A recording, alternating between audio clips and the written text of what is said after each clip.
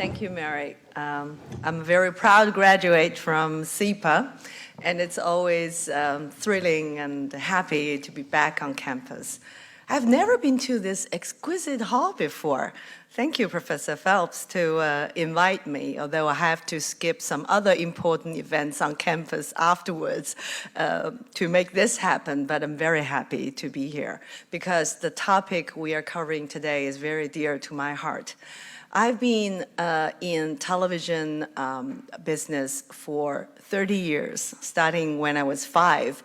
But now, of course, we see a lot of disruptions in media, and for the past 10 years or so, I have been dedicated a lot of my effort and time to women's education, which I believe is a very positive and definite power to move the society forward.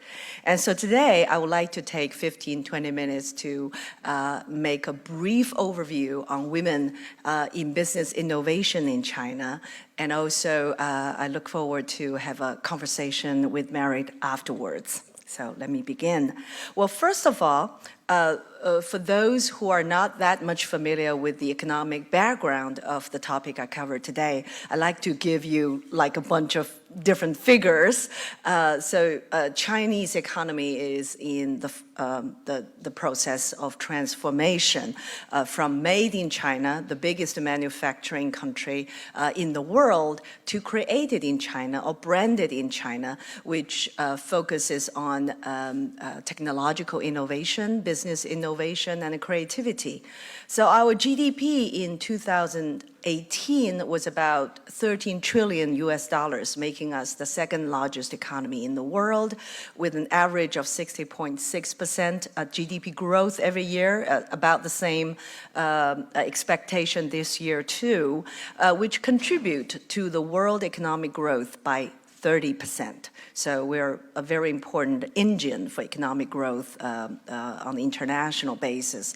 And also for the past decade or so, we see that Chinese government and the population are embracing new technology with much more readiness and eagerness than many other countries in the world. So we have some of the most updated infrastructures, like the biggest expensive high-speed train networks.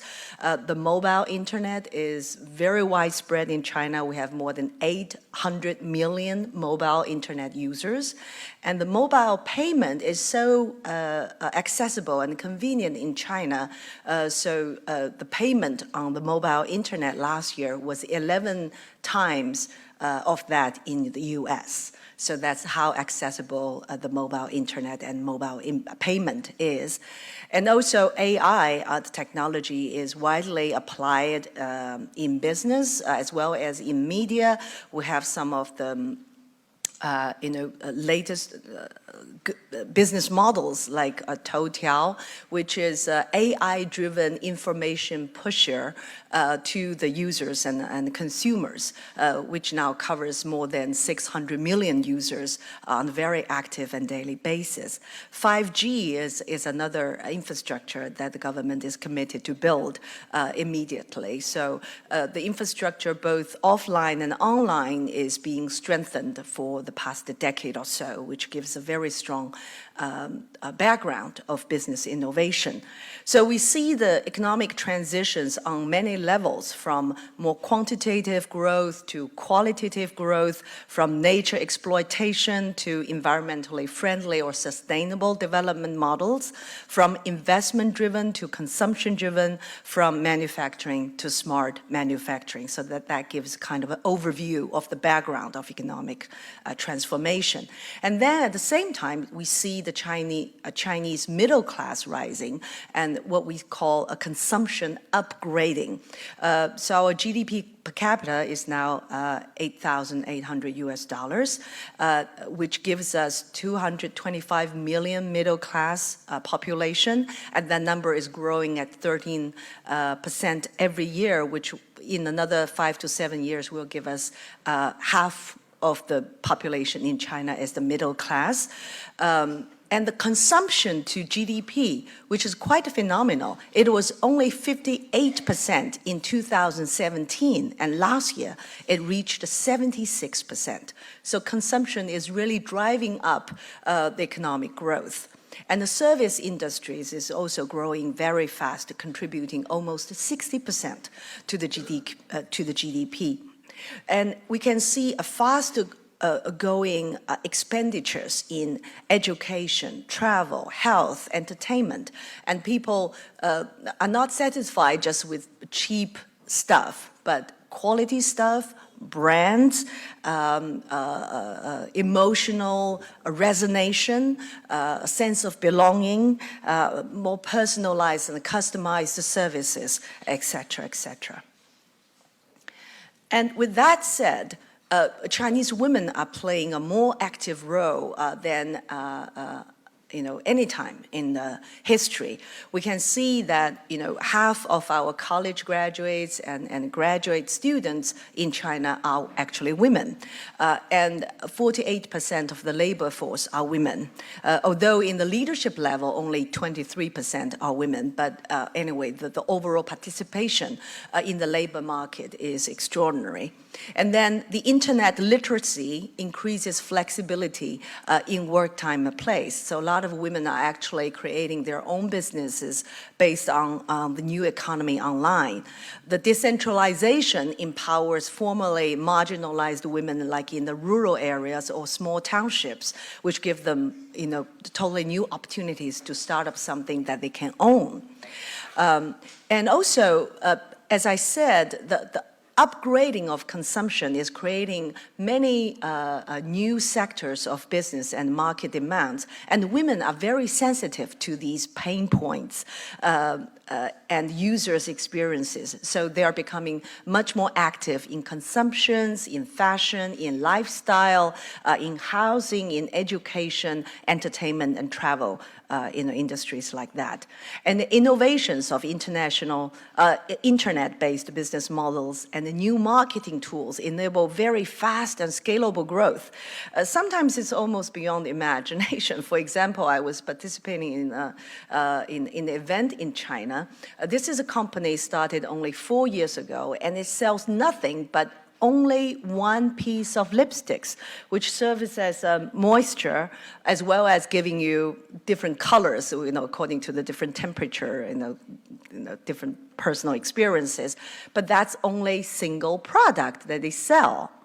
And you can't imagine, within 4 years, they have developed a sales team of 80,000 women across the country and almost reached $10 billion sales a year. Can you believe that single product?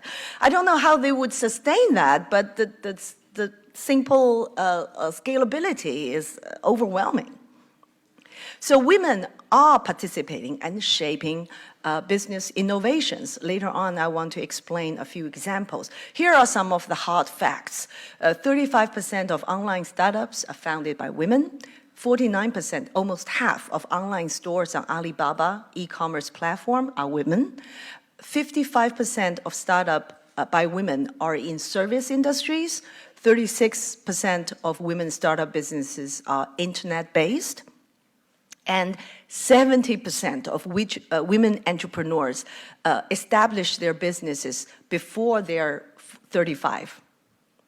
So they're very young, very dynamic, very active, and they don't look to the old establishment for opportunities in career and business, but rather they will roll up their sleeves and start something that they can own. So here are a few examples. You will see the growth and the market demand that they try to meet.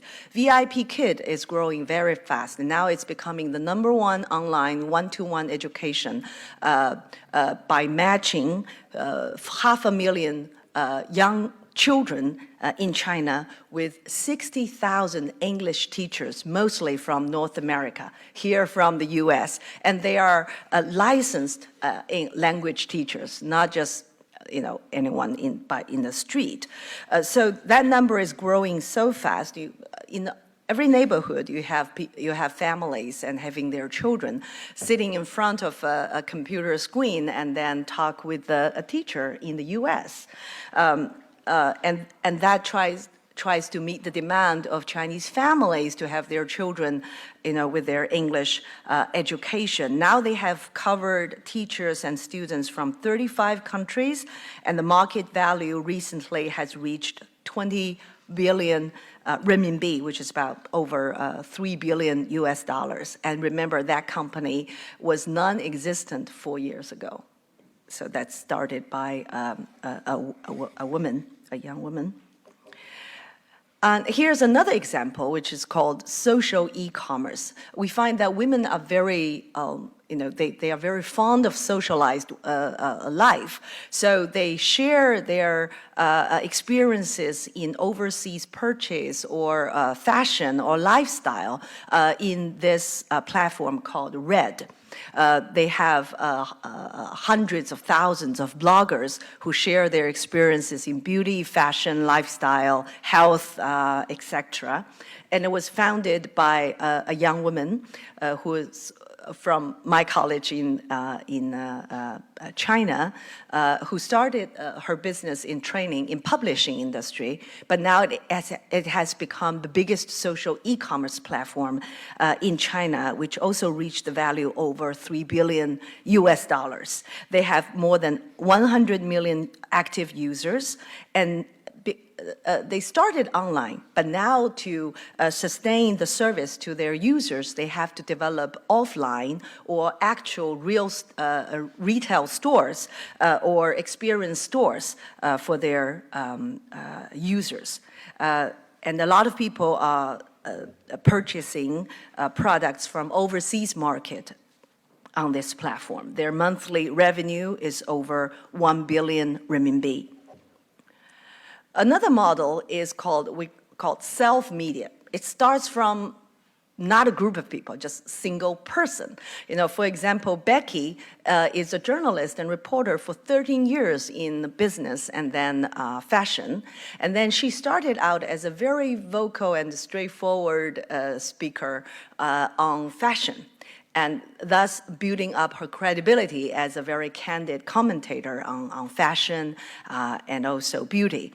And then she developed, what we call the KOL model, the key opinion leader model, by attracting millions of followers on her blogger and then a self-media platform.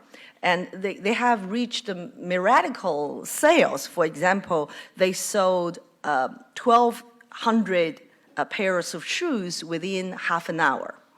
And by working with a car company, they sold 100 mini cars within 4 minutes. So this is how powerful these opinion leaders can be. They become sales platforms for fashion and automobiles. And then the Y Closet or ER3 is another model. It's a sharing economy with secondhand rental clothes. By paying 500 yuan, which is like 80 US dollars a year, you have access to a wardrobe or clothes up to 1 million yuan. So they base the business model on a very simple observation, which is that 80% of your clothes, you never wear them more than twice or 3 times, but only 20% worth owning. So they are exchanging their clothes on this platform, and by an average of 3 to 4 times of rental, it's purchased by someone because they have good experiences in. So it's become a shared closet model for millions of women. So we see the strengths and bottlenecks or the weakness or the glass ceilings that women entrepreneurs face in this market. We find out they are mostly very strongly self-motivated. They have a lot of resilience. Many of them are serial entrepreneurs. They start up some businesses, sometimes fail, but they start again. And also they show a very strong sense of giving back to the society, social responsibilities. More than 80% of them would hire more women, and also give back time and money in philanthropy. But they do share some of the bottlenecks, for example, access to capital.